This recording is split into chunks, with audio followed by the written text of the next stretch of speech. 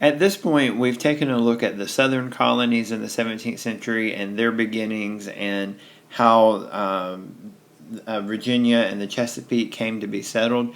In this lecture, we're going to take a look at the northern colonies and particularly the place that became known as New England and understand what motivated Englishmen to settle New England in the 17th century. Now, religion is key to understanding the settlement of New England in the 17th century.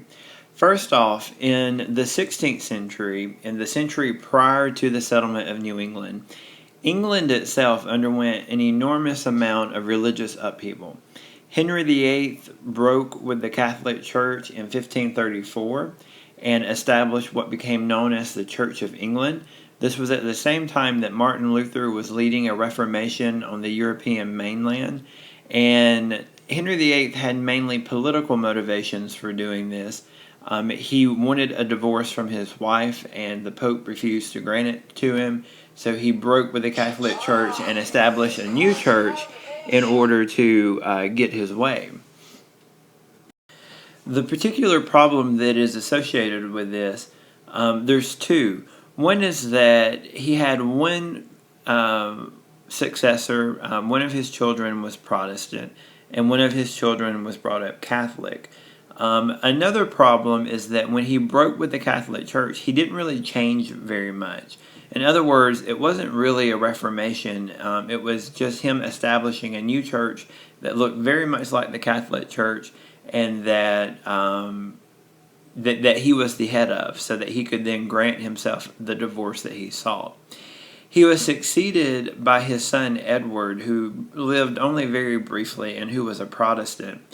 And then after he died, Mary the First came to the throne, and Mary was nicknamed Bloody Mary because she was a Catholic, and she heavily persecuted Protestants who had joined the Church of England. She ruled for a period of about 5 years, and then she died from cancer, and her more famous sister came to the throne, Elizabeth I, and she ruled for the last 50 years of the 16th century. Now, she is known for bringing peace and stability back into England. She passed the Act of Uniformity in 1559, which basically said that as long as you attended the Church of England once a year, that you could do whatever else you wanted to the other 364 days of the year. And she also said that you must pay your tithes to the Church of England no matter what your personal religious preference is. And then she also had a Book of Common Prayer written, which gave some coherence to the new theology of the Anglican Church. So under her watch, religious turmoil sort of came to an end. But when she died, she died childless, and so her cousins, the Stuarts, took the throne.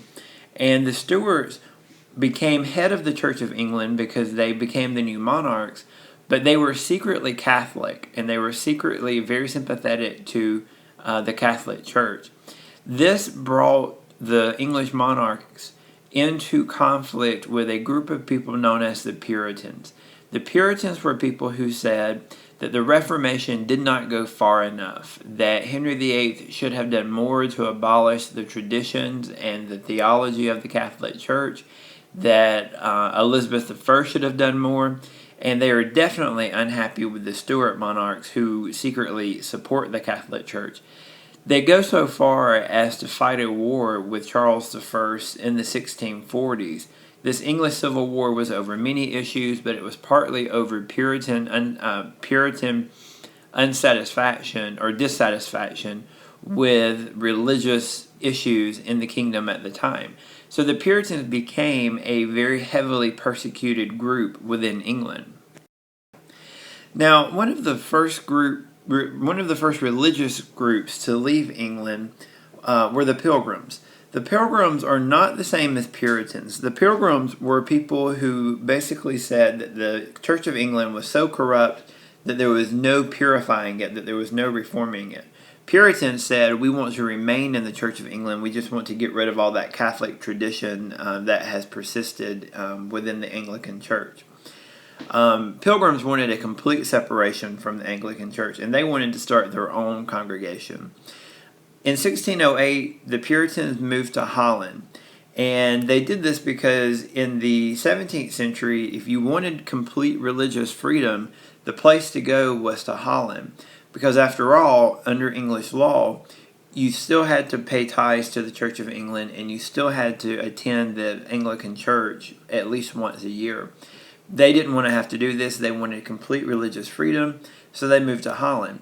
The problem is they found that there was too much freedom in Holland.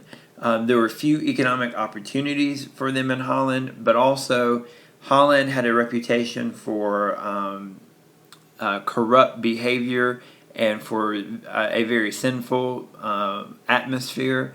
And they found Holland basically to be too liberal in some sense. And so they were concerned for the fate of their children.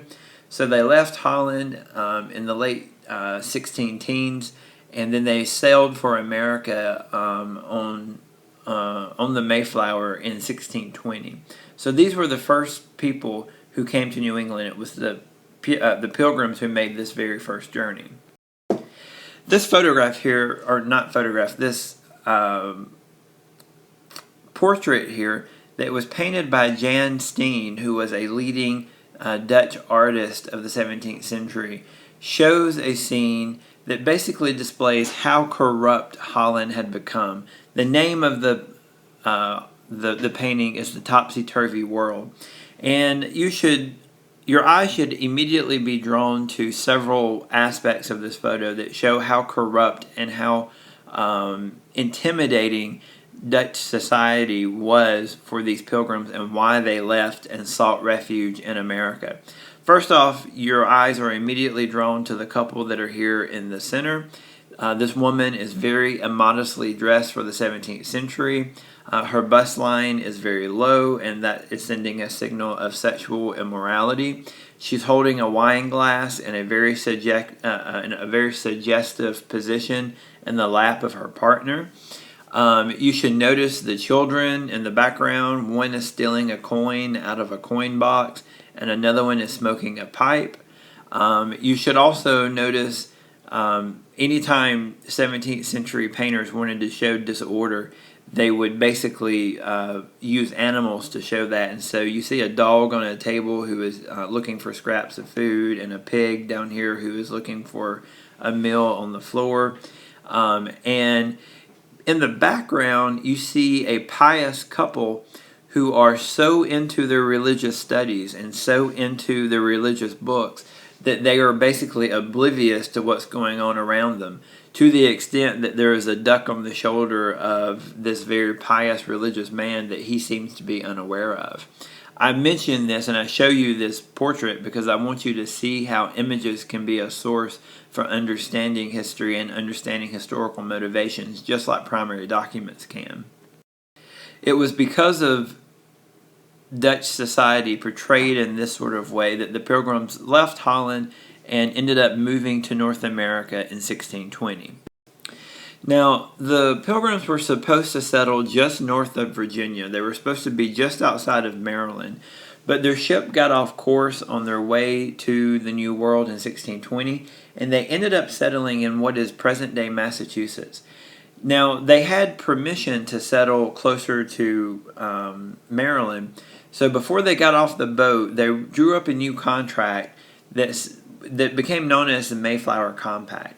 It was the first written agreement of government that has existed in North American history, and it was basically a compact that when the Pilgrims got off the boat, they would join together in forming a society that they would govern together. It was a very vague document, but it's important because it was the first written agreement of government to exist in U.S. history. They elected William Bradford as their first governor, and he went on and successfully negotiated successful relations with the Native Americans in this region. Now, unlike in the Chesapeake, the Pilgrims land in an area where Native Americans had been devastated by disease, and so they did not have a whole lot of problems with the Native Americans on the coast of New England. Squanto was one of the first Native Americans that the Pilgrims met. He was an English-speaking Native American because he had probably been to London at some point. Historians guess that Englishmen who were coming to the coast of Newfoundland to fish had met Squanto and taken him back to London and taught him how to speak English. So the Pilgrims were very lucky in having Squanto there because he spoke English. He taught them how to plant corn. He basically ensured the survival of the Pilgrims when they first came to the New World. As I say, Squanto's tribe had basically been decimated by disease, and so there was not a lot of pushback against the Pilgrims as there had been in the Chesapeake region. Now, eventually, as New Englanders push into the heartland and into the interior, there will be very serious bloody conflict with Native American tribes there. But on the coast, there wasn't so much pushback at that time. The Pilgrims eventually get absorbed into what becomes known as the Massachusetts Bay Colony. The Pilgrim colony was called Plymouth Plantation, and Plymouth became a province of Massachusetts Bay, which is the much larger colony and kind of, historically speaking, the more important of the two colonies. Massachusetts Bay was established by a joint stock company that was known as the Massachusetts Bay Company, which was founded in 1629. This was a time period in which the relationship between Puritans and the British government were turning particularly sour. Puritans were more and more persecuted, and so the Massachusetts Bay Company was founded in 1629 as a joint stock company that would finance Puritan expeditions into New England. John Winthrop, who you see pictured here in this portrait, was elected the first governor. And Charles I granted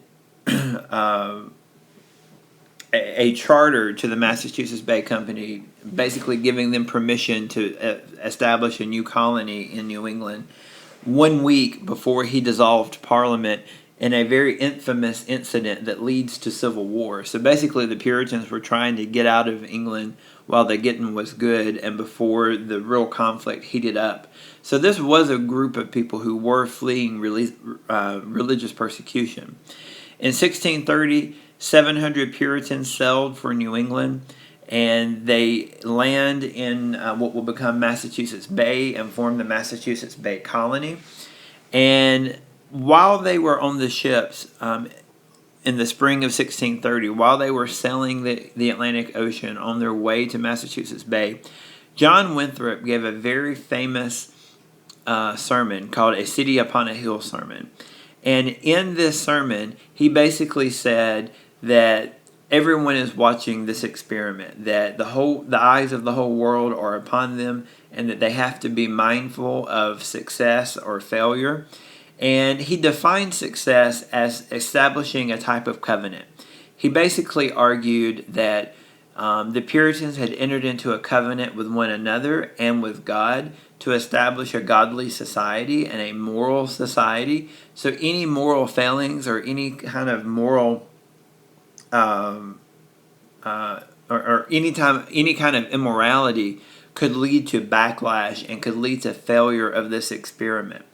He also made a point to say that what was good for the good for the individual must be subordinated to what was better for the common good. In other words, he said your community comes above your individual interest. Okay? So it was a very lofty sermon. It set out from the beginning what the Puritans were going to be about.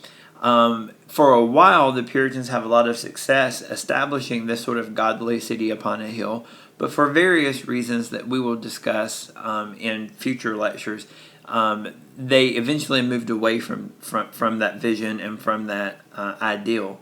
But I wanted you to have a little bit of exposure about where New England comes from, its background, and why it was settled and how it was settled. In future lectures, we are going to speak a little bit in more detail about the social and economic outlook for New England and perhaps compare it to the southern colonies and the Chesapeake and Virginia and see some similarities or some differences between these two colonies.